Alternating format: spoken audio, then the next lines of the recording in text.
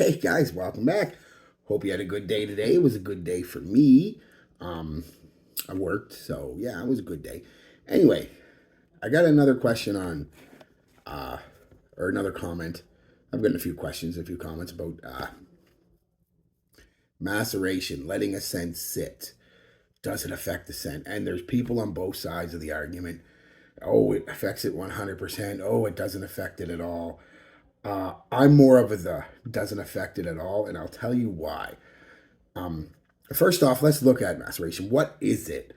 Um, it's used in foods, especially spirits, alcohol, vodkas, rums, whiskeys, especially whiskeys and bourbons and things like that, scotch, where the longer you let it sit, most of them get better.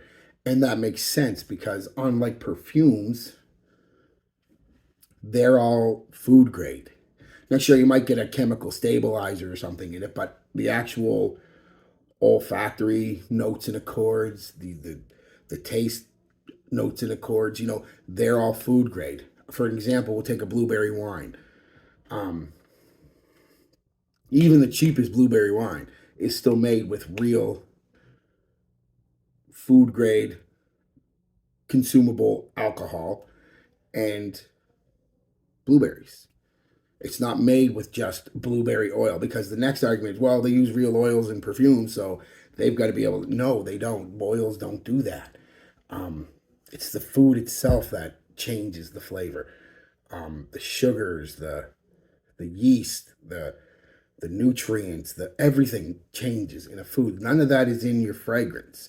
It is literally just the oil. And and this is just personal. Like I said, I'm no chemist. I'm no physicist. I don't know. It's just from what I've read over the years and whatnot. Um, so yes, alcohol ages, consumable alcohol ages with food grade ingredients such as blueberry wine, strawberry wine, bourbon, scotch. It'll take on flavors if you let it sit in oak or cedar, because it's what they do. Um, and like I keep going back to, they're food grade, they're consumable. That's why you can drink them. You can't, I mean, you can drink fragrance if you want, but it will eventually poison you or make you sick because the alcohol isn't consumable and the ingredients in it, even the naturals, aren't meant for you to take in that quantity. So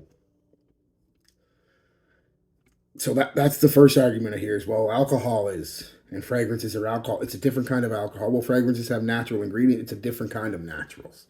It's not the food. It's the one aspect of that plant, that fruit, that wood, and it's one aspect of it. It's the oils.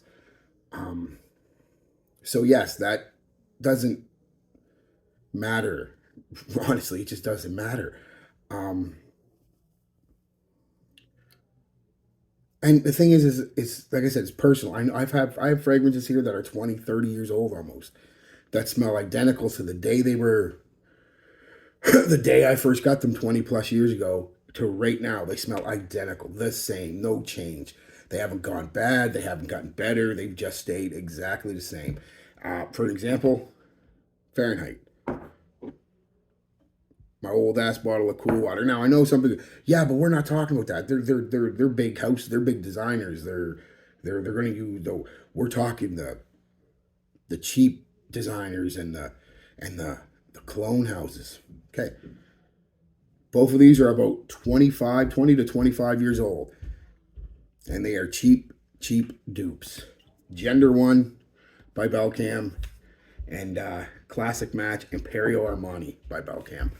Both of them smell exactly the same as the day I bought them and sprayed them on to if I sprayed them on today. Exactly the same. Good dupes too. Good dupes, especially this. If you can get your hands on this or the actual Imperial Armani, get it. What a beautiful scent. Classy scent.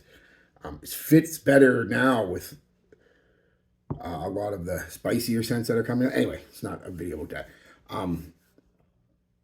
They're as cheap as you get, guys. Honestly, for dupes.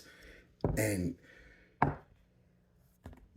I mean, how long are you supposed to let something sit? Another thing, because I think we're misunderstanding when you purchase a fragrance. It isn't made to order. You don't go into a store and be like, I want a Sauvage. All right, come back in an hour and a half, and we'll have it ready for you. We've got to mix it and got to bottle it up, and you know, or okay, a cheap dupe. I want Camera. Well, okay, we'll come back in a couple hours. We've got to make. No, they're already sitting in vats and tubs somewhere being bottled. Sometimes they can sit for weeks in that vat, sometimes months. Then they get bottled and sit in a warehouse somewhere until they get shipped to somewhere. Can be months again. And then in the shipping can be weeks or months. Then they sit on a store shelf for weeks or months, sometimes longer. And you're looking at months to years of them from being made to getting into your hands. They've already sat for at least 3 or 4 months. Like I said, a lot longer than that usually, but they've at least sat for a quarter of a year, basically. How much longer do they have to macerate? How much longer do they have to come of age? Okay, what I think happens, honestly, and this has been my experience of what people are confusing. And again, I'm no chemist or anything. It's just a personal thing that I think happens is it's not a maceration of a fragrance. Usually what happens, in my case anyway, when I get a bottle in and it's fresh in, even from big designers like Dior, you got to realize that being put into this bottle creates a lot of gases. There's a lot of alcohol still. And what I think happens is a little more alcohol gets stuck in the stem than normal. Also, these are cleaned heavily before the bottles are cleaned heavily. The stems, the atomizers, everything is cleaned with strong detergent.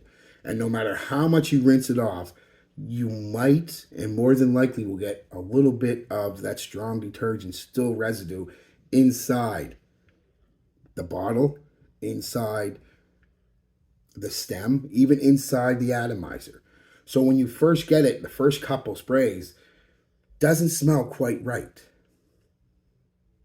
And I don't think it, and then you say, well, I'm going to let it sit for 6 weeks or 3 months or a few weeks or no, spray it on. Give it 5 or 6 sprays. Come back to it the next day. It's happened with me, and that's what I think is happening. Again, talk to a chemist or maybe somebody who's professional because I don't really know, but it just makes sense. And when something makes that much sense, it's just simple elementary logic.